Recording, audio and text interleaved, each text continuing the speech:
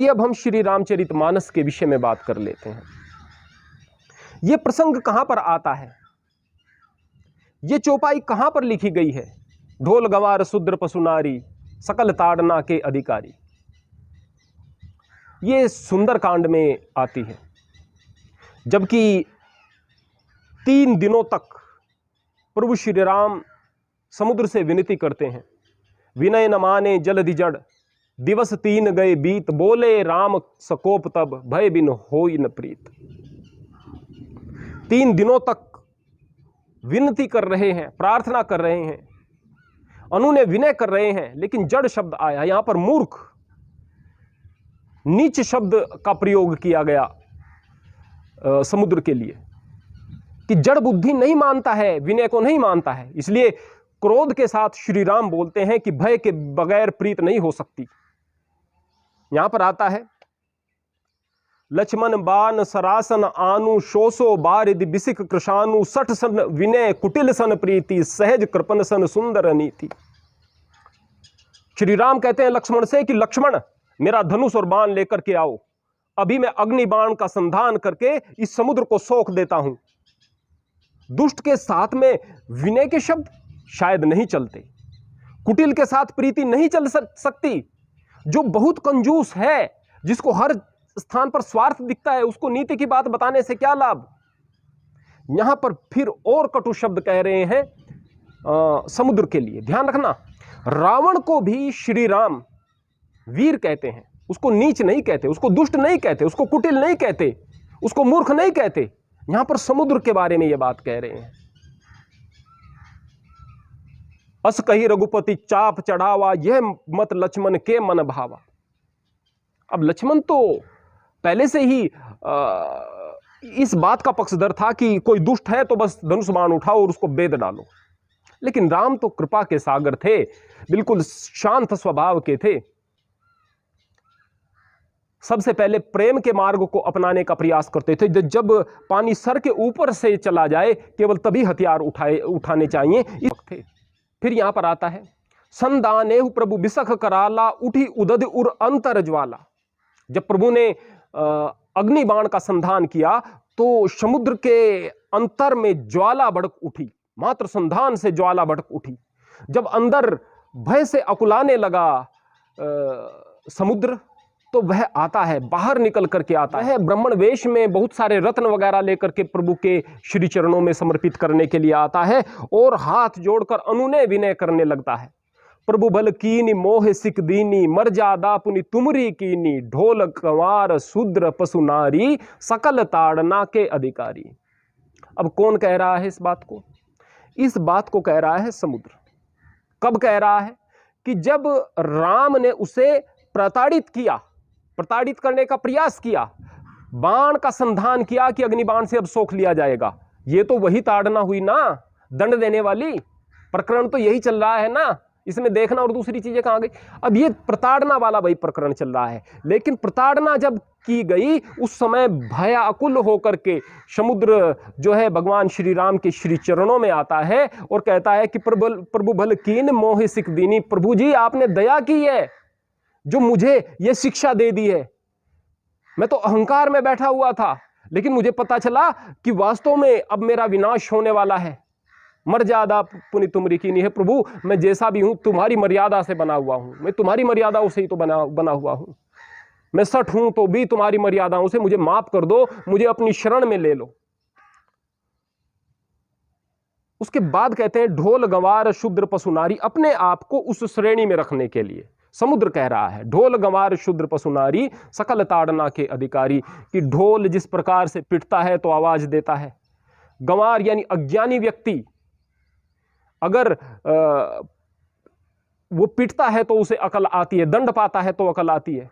शूद्र अर्थात नीच कर्म करने वाला व्यक्ति, नीच जाति से नहीं, अगर मैं सामान्य व्यवहार की बात भी कहूं, ऐसा जानवर है, वहशी जानवर है, हमला कर रहा है आप पर, तो क्या करेंगे आप? हे पशु आप मुझे छोड़ दीजिए। नारी, नारी तो शूर्पणखा भी थी भाई। यहां पर रामायण के अंदर कैकेयी इतनी बड़ी उद्दंडता करती है कि दशरथ के प्राण चले जाते हैं। दशरथ क्या सक्षम नहीं थे? सक्षम थे। दंड दे सकते थे क्या कई को, लेकिन दंड देने के लिए हाथ नहीं उठाया। बार बार अनुनय विनय की कि तुम अपने वचन वापिस ले लो, मुक्त कर दो इन वचनों से मुझे। अब इस स्थिति में भी दंड देने की बात तक नहीं आ रही स्त्री को, तो फिर हम कैसे कह सकते हैं कि रामायण में, रामचरितमानस में स्त्री को प्रताड़ित करने की बात कही गई है। बार बार जितनी श्रद्धा तुलसीदास जी राम के प्रति रखते हैं, उतना ही मां जानकी के प्रति रखते हैं। शबरी की मर्यादा, शबरी का सम्मान श्री राम करते हैं। रहा सवाल नीच औरत का, तो केकई उस स्थान पर नीचता की हद पार कर चुकी थी, लेकिन उससे भी ज्यादा एक प्रकरण आता है जबकि सुरसा राक्षसी हनुमान का रास्ता रोकती है, उस समय हनुमान उसे माता कहकर संबोधित करते हैं। यानी राक्षसी भी, जिसका कर्म ही राक्षसी कर्म है, जिसका कर्म जीवों को, मनुष्यों को कष्ट देना है, उसको भी माता कहकर पुकारना, इससे ज्यादा और क्या मर्यादा हो सकती है, स्त्री का सम्मान हो सकता है। लेकिन अगर सुपर्णखा हो जाए तो फिर क्या किया जाए? यानी कि हमला ही करने को कोई आ जाए, प्राण लेने को कोई आ जाए, तो फिर तो हथियार उठाने पड़ेंगे। इसी तरह से क्षुद्र शब्द किसके लिए आता है? जो क्षुद्र व्यक्ति उसी से शूद्र बना है, जिसके कर्म नीच होंगे, उसको दंडित करना पड़ेगा। अब रावण को दंडित करने का मतलब एक शूद्र को दंडित किया जा रहा था, भले ही वो जन्म से ब्राह्मण था। अब अगर बात करें कि राम तो वर्ण से जो शूद्र है उससे नफरत करता था, तो शबरी के झूठे बेर छूने की तो बात अलग, झूठे बेर बड़े प्रेम से खा रहे हैं श्री राम। निषाद राज राजा गु का सम्मान कर रहे हैं। सुग्रीव जो कि वर्ण आश्रम व्यवस्था से भी पीछे की व्यवस्था एक होती है कि वहां पर वानर जाति, एक जंगली जाति से थे, उसको परम मित्र मानते हैं, और हनुमान के और राम के तो प्राण एक साथ बसते हैं। तो यहां पर रामायण में कहीं भी शूद्र के प्रति भेदभाव या नारी के प्रति असम्मान का भाव नहीं है। लेकिन यहां पर कौन कह रहा है इस बात को? इस बात को कह रहा है समुद्र, और सामान्य व्यवहार से यह बात गलत भी नहीं है, लेकिन राम के लिहाज से देखें तो गलत है, तुलसीदास जी की दृष्टिकोण से देखें तो गलत है, संतों की दृष्टि से देखें तो गलत है। इसलिए इस बात को कौन कह रहा है? जिससे कहा कि यह नीच है, यह दुष्ट है, यह कृपण है, यह सठ है। अब थोड़ी देर पहले तो उनको सठ कहा जा रहा था, अब ऐसे थोड़ा ही कि अब वो अंदर से निकलेगा और निकलकर बस साधु वाली बात करेगा। अरे भाई, अगर कोई नीच व्यक्ति है तो वो नीचता की बात करेगा, या क्योंकि उसकी सोच से इस बात की अपेक्षा नहीं की जा सकती कि वो निकलकर बहुत बड़े उपदेश दे देगा। अब अगर ये कहते कि अंदर से कोई बड़ा साधु निकलेगा, वो ज्ञान देगा, और उसने ये ज्ञान दिया, तो उसके ज्ञान को प्रमाण माना जा सकता था।